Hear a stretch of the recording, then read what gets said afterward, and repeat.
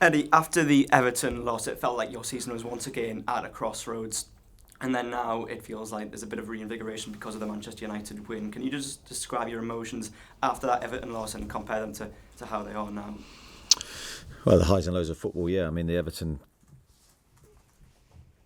evening was spent with me watching the game back and always trying to plan a route forward, a positive route forward, trying to find solutions to things that we needed to fix. And the Manchester United review is very much the same. It's trying to find areas to improve, and obviously looking at our next opponent and trying to find a way to win the game. The process never stops. It's just the emotions doing it are somewhat different. On Wednesday, you made the call to bring Aaron Ramsdale into the goalkeeping position. He justified that decision because, of course, he made some fantastic saves, kept you in the game when it was 1-1. Does that give you a bit of a positive headache for the rest of the season in terms of who will be playing between the sticks? Well, I think regarding any position, there's always decisions to make. I understand the focus on the goalkeeping position because there's only one player that can play.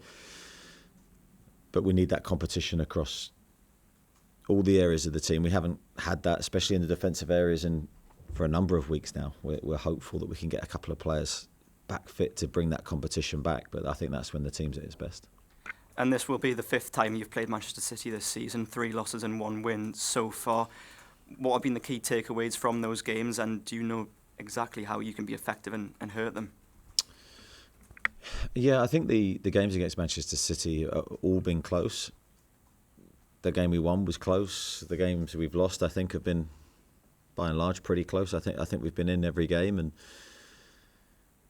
I think we've had chances against them. I don't think we've been as clinical as we need to be to win those games. And of course, defensively, we need to be watertight, and they're always going to test you. I think they're such a difficult team to pin down in every moment. So no doubt it will be, well, we want it to be a really proper English FA Cup tie where it's one of those end-to-end games. I think that will suit us. We need to get the crowd involved. That will suit us. So all those things I think are going to be vitally important. Thanks, Adam. Morning, Eddie. You mentioned that Will Osula had been working hard on the training ground before Wednesday night. Was that in your mind's eye when you threw him on? I think it's always in your sort of thought process, depending sort of where the player is at. Now, Will's someone that always works hard at his game. I said that afterwards. He's got a lot of areas to focus on and hone and to continue his development. He's worked incredibly hard since he's joined us. He's done a lot of individual work. Graham Jones has done a lot of work with him specifically, and credit Graham and Will for the work they've done together. So I think if you think of players in a good place, I think you're more inclined to then use them and to put them on the pitch. I think he's done really well since his injury, because it was a really frustrating one for him, a long time out, a long time static as well, where he couldn't really do too much with his ankle. But since he's come back, I think he's done a lot of work. He's confident again in his ankle. That's really important, and physically he's looking better with each training session. It's hard not to recognise that Will's moment kind of comes at the expense of Yoane Wissa. Where does he stand in the pecking order right now, and why is he not kind of kicked on in the same way as the likes of Elanga or Ramsey? Well, every player's different. I think Yoane's had a very tough introduction to this season, because he went a number of weeks without training and then picked up the injury that he did, which is a really difficult one for him and for us. So I think Yoane's getting back to his best fitness levels. He's done a lot of work behind the scenes to try and get there. His attitude's been first class. There is no pecking order. It'll all depend on how the players perform. Just generally then, is this the strongest English football has been in your time as a manager? The Premier League, you mean? The Premier League, English football, the likes of Spurs are doing so well in Europe, but then threatened by relegation, and you see top to bottom just how strong English football is. Well, I think the Premier League, we think, gets harder every year. The standard, I think, is really, really strong this year. I think people always debate that in terms of what they see. My feeling is there's some really good coaches in the league at the moment. The players are as high a level as I've seen. And yeah, I think if you fall off from where you need to be, you won't win. So we found that this year it's been very challenging to win consistently in the Premier League. And that's why everyone wants to be here. Thank you. Damien? Eddie, Man City have been the benchmark for so long. How closely can you map your development against what they've done or what they're doing? Yeah, I don't know. I don't know if we look at it that way, Damien, to be honest. I think we just try, in review of every time we play them, see what we did well, see what we didn't do well, and then try and formulate a plan to get closer to beating them, and not necessarily to comparing ourselves to them. I think that's a dangerous thing to do. They have been the most consistent team for a long period of time. I think they find new ways to evolve and to change. They're very flexible with what they do as well. So I think you've sort of have to have a view on that when you prepare to play them. I think in my experience against them, which has obviously had a lot of tough games against them, is you've got to try and get your plan to be really good. Your players have got to be at their very best, and you've got to have a little bit of luck along the way to try and get the result against them, I think. Thank you. I'll go to Dominic, Lee and Charlie, please. Morning, Eddie. You spoke the other day about Tino Livramento potentially being close to a return. Just how far off is he, and could he play this weekend? Yeah, he's getting there. Let's wait and see. I think he hasn't trained with us yet, but we hope that he will be very, very soon. He's done a lot of work, so there's no question on sort of how his fitness is, in the sense that his cardiovascular fitness will be really high. He's been running for a long time, so he's got a lot of work behind him. But it's just that training time and that involvement with us. But he's been with all our coaches and done enough, and he's looked really good. So I think he's there or thereabouts. With no Jacob Ramsey in the midfield this weekend, how close is Lewis Miley to a return? Even Nick Voltemada, who missed out the other night. Yeah, Nick should be okay. So Nick had an illness and lost a little bit of weight. Didn't eat for a few days, so I think we needed to be smart with him. But he's trained yesterday individually and felt okay. So yeah, that's a positive. Louis Miley isn't there yet, but we hope he's not too far away. But I don't think he'll make the next couple of games. Lee Ryder? Yeah, Eddie, just one on the season in general. It could end up being the best season we've ever had, with the competitions we're still left in. But then there's the other side of it, which it could be very bleak. How do you keep the balance behind the scenes in terms of trying to shape the narrative? And if I can just stick a quick one on the end about Nick Voltemada, an update on him as well, please. Yeah, I just gave an update on Nick there. He's should be fine.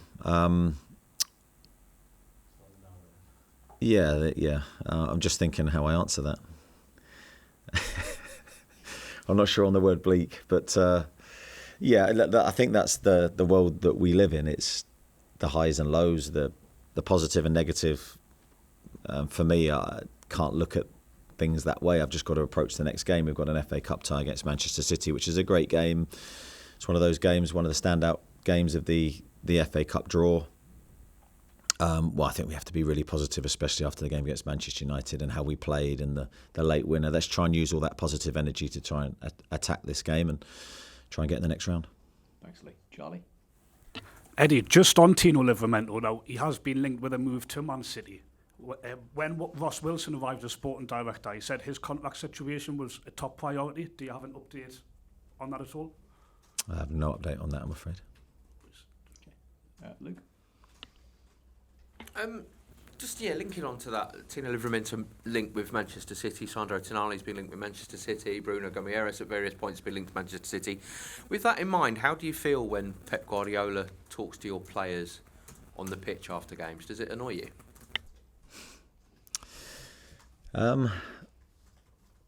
No, I don't think it annoys me. I think that's something Pep does, I think, regularly with lots of players. I don't think it's personal to us. I think he's a football man and he's got different relationships with different players. I really respect Pep and what he does and how he coaches, how he manages. I think his teams have been fantastic for the Premier League, fantastic for football, really. I think he's a revolutionary with what he does, and that's just part of his psychology. I don't know what those conversations are about. I don't spend any time investing in finding out either. Just one more for me, sorry, Lee. The atmosphere against the Carabao Cup semi-final was a bit flat by sort of St James's Park standards. That can't afford to be the case. We saw the power of St James's Park really on against Manchester United when you're down to 10 men. You need to try and harness that going forward, don't you? Yeah, we do. I think that game, as always, the crowd react to us, and I felt we were a bit flat. I think we were 120 minutes against Bournemouth a few days before, and we weren't in the place possibly physically that we needed to be for that game. And I think then the crowd feel that, and I think it's our duty to set the tone. And I felt we did against Manchester United with a really bright start, energetic performance, positive in our outlook, trying to score and attack in the right way. So the crowd then backed us, and right to the very end helped us get over the line and win that game. So yeah, we need a ferocious St James's Park, but that's going to come from our body language and our start to the game. Thank you. Thanks, Luke. Chris. Morning, Eddie. For Nick Pope, this is a different situation from he's never really been left out of the side other than for cup games before due to form. I suppose it's more been due to injuries. How has he responded to the call that he made on Wednesday? Yeah, I think Nick's had moments where he's not been selected before, and he's a high-class person. He thinks of the team first. He's part of our leadership group for a reason, because the lads see that he's a team player fundamentally. He's been excellent, I have to say. He's been excellent. I think you can put it into context that the role of a footballer, and especially a goalkeeper, can sometimes be very up and down.